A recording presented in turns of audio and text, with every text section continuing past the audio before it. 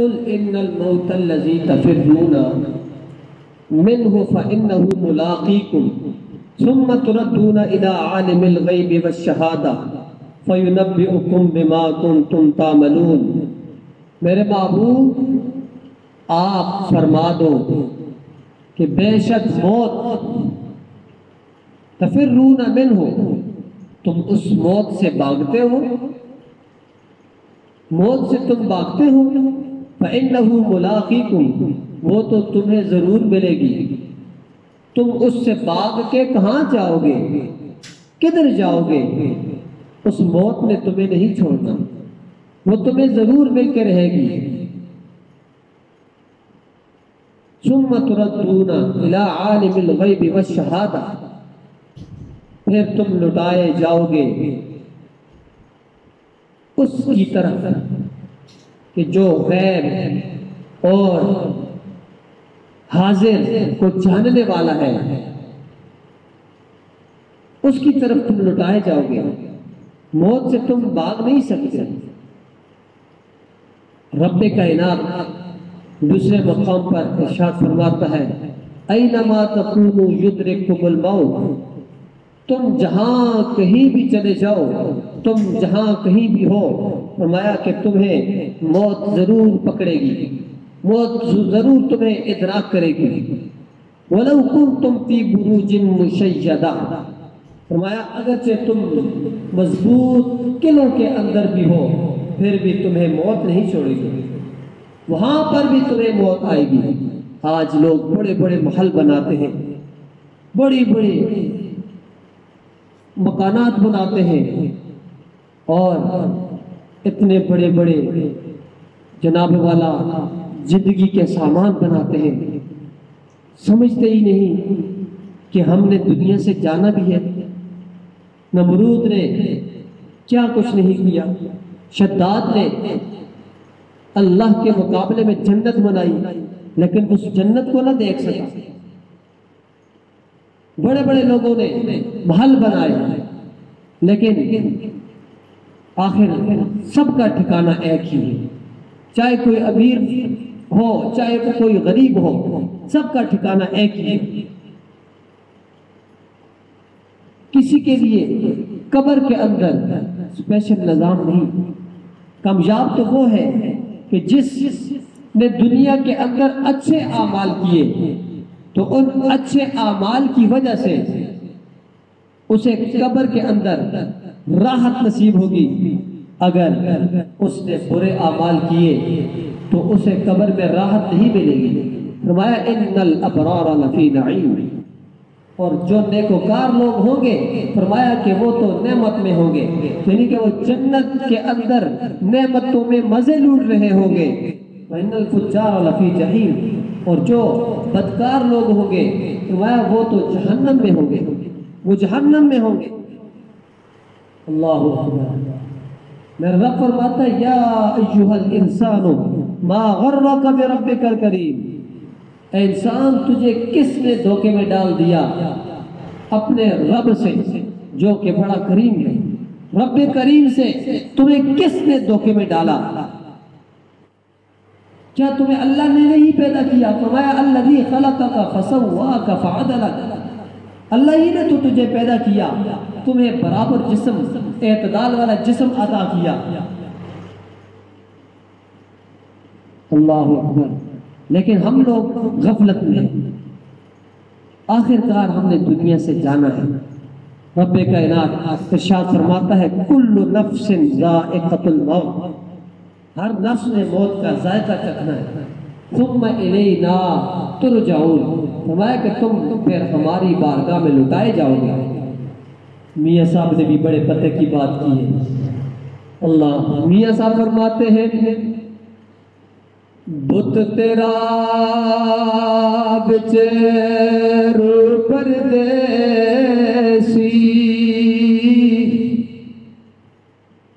او بت تیرا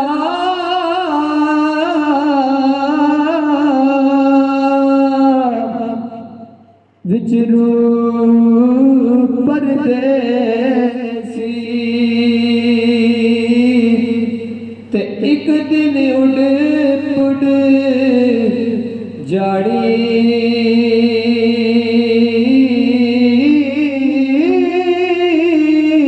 بچ قبر دے رات اندھیری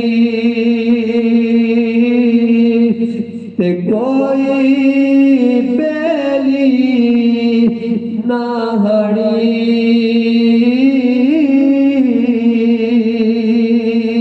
تے جیبڑ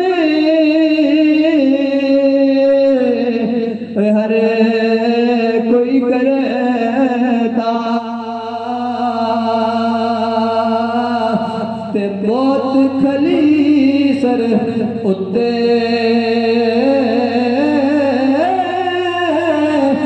لکھ کروڑ تیرے تو سوڑے اے خاک اندر رل ستے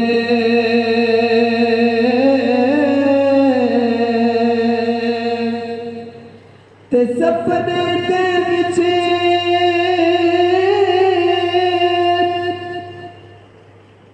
میرا ماہی ملیا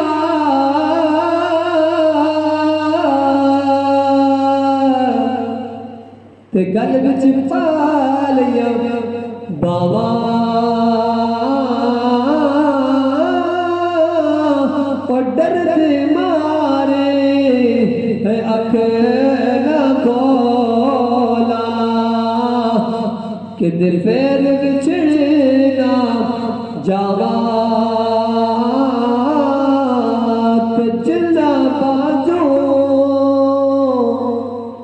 ایک سیت نہ گزرے تے ٹر گئے جدایا پاکے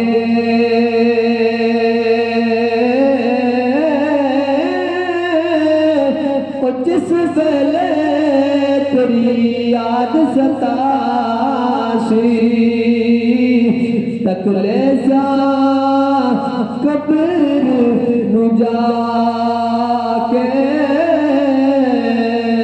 میرے رب اپنے قرآن میں اعلان فرماتا ہے کل نفس ذائقۃ الموت ثم الینا ترجعون۔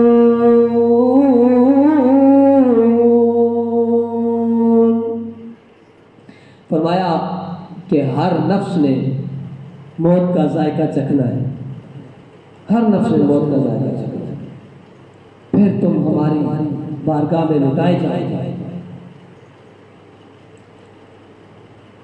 اللہ رب کائنات کی بارگاہ میں جب بندہ لٹایا جائے گا اور انسان کے نامہ اعمال اس کو دیے جائیں گے تو فرمایا وَأَمَّا مَنْ أُوتِيَ كِتَابَهُ بِيَمِينِهِ، جس کے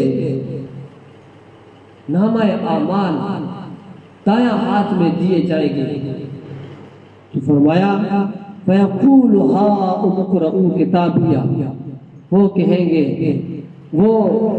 کہیں گے میرے نامہ اعمال کو پڑھو، نامہ اعمال کو پڑھو۔ جس کے ہاتھ میں دایاں ہاتھ میں نامہ اعمال تھما دیا گیا وہ تو خوشی سے جھوم اٹھے گا، وہ تو سب کو دکھائے گا، وہ کہے گا کہ میرے نامہ اعمال کو پڑھو، آج دیکھو میں کتنا خوش ہوں، اللہ نے مجھ پہ کتنا بڑا فضل کیا، اللہ نے مجھ پہ کتنا بڑا کرم کیا اور میری بخشش ہو چکی ہے۔ اور جس کو وَأَمَّا مَنْ أُوتِيَ كِتَابَهُ بِشِمَالِهِ فَيَقُولُ يَا لَيْتَنِي لَمْ أُوتَ كِتَابِيَهْ، جس کو نامہ اعمال بایاں ہاتھ میں دیا جائے گا تو فرمایا وہ تو کہے گا کہ مجھے یہ آج نامہ اعمال دیا ہی نہ جائے، افسوس کرے گا کہ کاش آج مجھے نامہ اعمال نہ دیے جائے اور میرا حساب بھی نہ ہوتا، مجھے پتہ ہی نہ چلتا کہ میرے ساتھ کیا ہوا ہے، مجھے نہ پتہ چلتا کہ میں نے دنیا میں کیا کیا کیا ہے، آج میرا حساب نہ لیا جاتا۔ فرمایا فی جنات یتساءلون، جنت کے اندر لوگ آپس میں ایک دوسرے سے پوچھ رہے ہوں گے عن المجرمین، مجرموں کے بارے میں، مجرموں کے بارے میں پوچھیں گے اور ان سے کہیں گے ما سلککم فی سقر، تمہیں کیا چیز دوزخ میں لے آئی ہے، تمہیں کیا چیز دوزخ میں لے آئی ہے؟ قالوا لم نکو من المصلین، وہ آگے سے جواب دیں گے ہم نماز نہیں پڑھتے۔ لوگوں نماز پڑھو، نماز میرے آقا صلی اللہ تعالی علیہ وسلم کی آنکھوں کی ٹھنڈک ہے، نماز پڑھو۔ اگر نہیں پڑھو گے تو فرمایا کہ وہاں پہ لوگ کہیں گے لم نکو من المصلین، ہم نماز نہیں پڑھتے، وَلَمْ نَكُ نُطْعِمُ الْمِسْكِينَ، اور فرمایا کہ ہم مسکینوں کو کھانا نہیں کھلاتے تھے، ہم مسکینوں کو کھانا نہیں کھلاتے تھے۔ اگر تمہارے دروازے پہ کوئی آ جائے اسے خالی نہ بھیجا کرو، اسے خالی نہ لٹایا کرو، اسے غنیمت سمجھو۔ ہو سکتا ہے کہ اگر میرا رب چاہے تو وہ تمہیں محتاج بنا دے اور تم کسی کے دروازے پر جاؤ، یہ جب تصور کرو تو یقیناً کسی کو خالی نہیں لٹاؤ گے، کسی کو بھی آپ خالی نہیں لٹاؤ گے۔ شکر کرو وہ تمہارے پاس آیا ہے، رب نے تمہیں اس کے پاس نہیں بھیجا۔ وَكُنَّا نَخُوضُ مَعَ الْخَائِضِينَ، ہوا کہ وہ کہیں گے ہم تو لغو وقت گزار رہے تھے اور اپنا سارا وقت ضائع کر رہے تھے۔ وَكُنَّا نُكَذِّبُ بِيَوْمِ الدِّينِ، اور ہم نے روز جزا کو جھٹلایا، ہم نے قیامت کے دن کو جھٹلایا، اس کی پرواہ ہی نہ کی۔ ہم نے کہا کہ بس دنیا کے اندر ہی جو کچھ ہے، بس یہاں پر یہی کچھ ہے۔ لوگوں دنیا مومن کے لیے ایک خانہ ہے، یہاں پہ اچھے اعمال کرو گے تو آخرت میں صلہ اچھا ملے گا، اور یہاں پہ اگر برے اعمال کرو گے تو صلہ برا ملے گا۔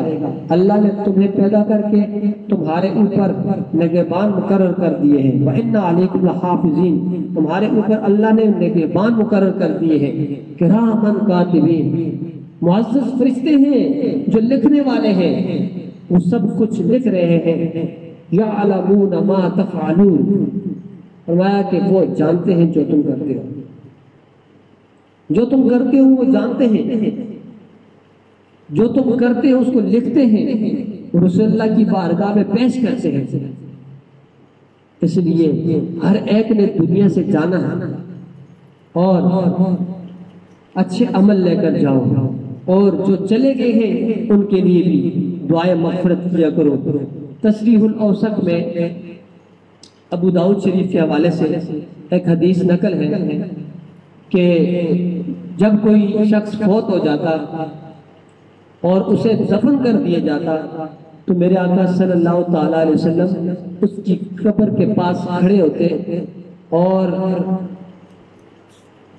صحابہ کرام سے فرماتے کہ اے صحابہ اپنے اس بھائی کے لیے دعائے مغفرت کرو، پھر ان کے لیے دعائے مغفرت کرتے اور ثابت رہنے کی دعا کیا کرتے تھے۔ تو لہٰذا اس سے پتہ چلا کہ انسان اپنے فوت شدگان کے لیے دعا کرے، اس کے لیے دعا کرے تاکہ اللہ تعالیٰ اس کی بخشش فرما دے۔ یہ دعا کرنی چاہیے۔ آج کل لوگ بس جان چھڑا دیتے ہیں، لیکن ایسا نہ کرو، ایسا نہ کرو۔ اپنے اگر تم کسی بھی عزیز کے لیے کچھ کر سکتے ہو مرنے کے بعد تو وہ دعا کرو اور صدقہ جاریہ کے لیے کچھ نہ کچھ کام کرو، چاہے کنواں کھدوا دو، چاہے مدرسہ بنا دو، مسجد میں ایسا ڈال دو، یا کوئی بھی فلاحی کام ہے جس سے مخلوق خدا کو فائدہ پہنچتا ہے، جائز کام ہے۔ رستہ بنا دو. یہ سارے کام جو ہیں یہ مرحوم کو فائدہ دیتے ہیں، ان کے لیے صدقہ جاریہ ہے.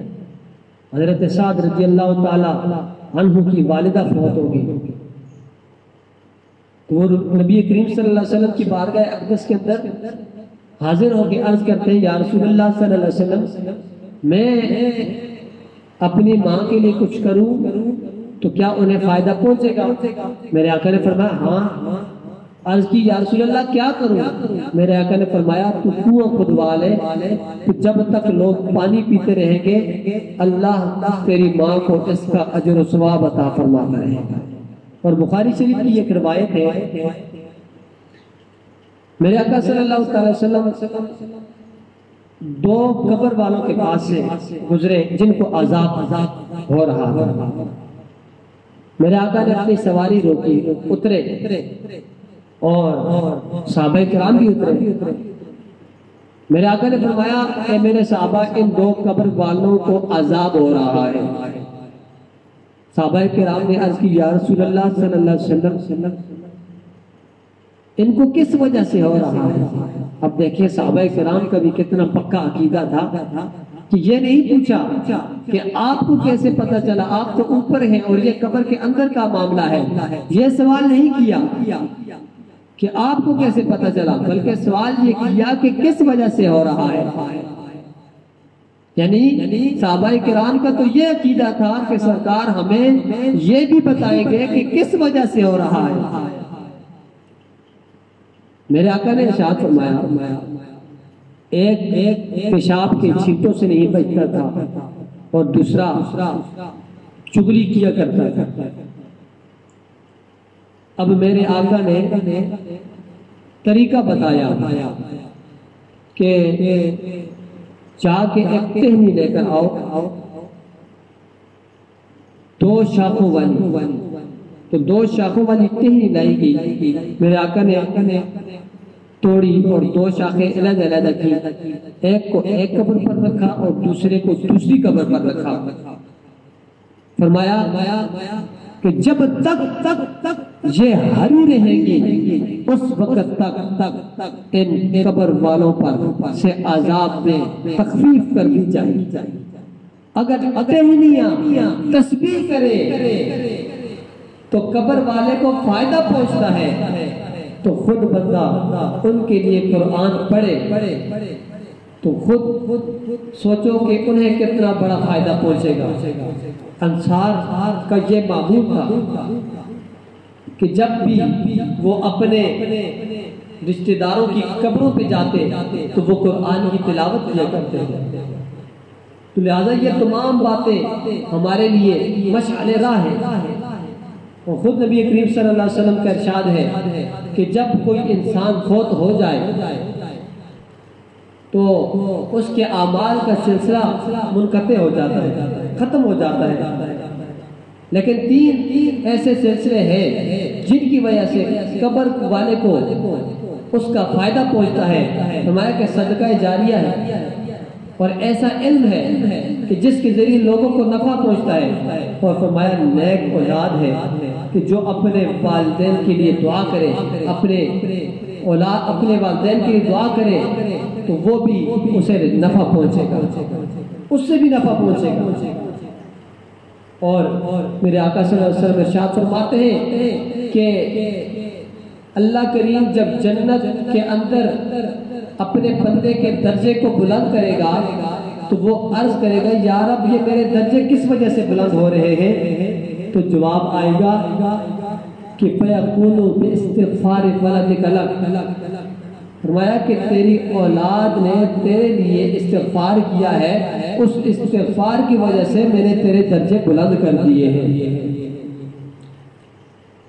اللہ حضرات گرامی،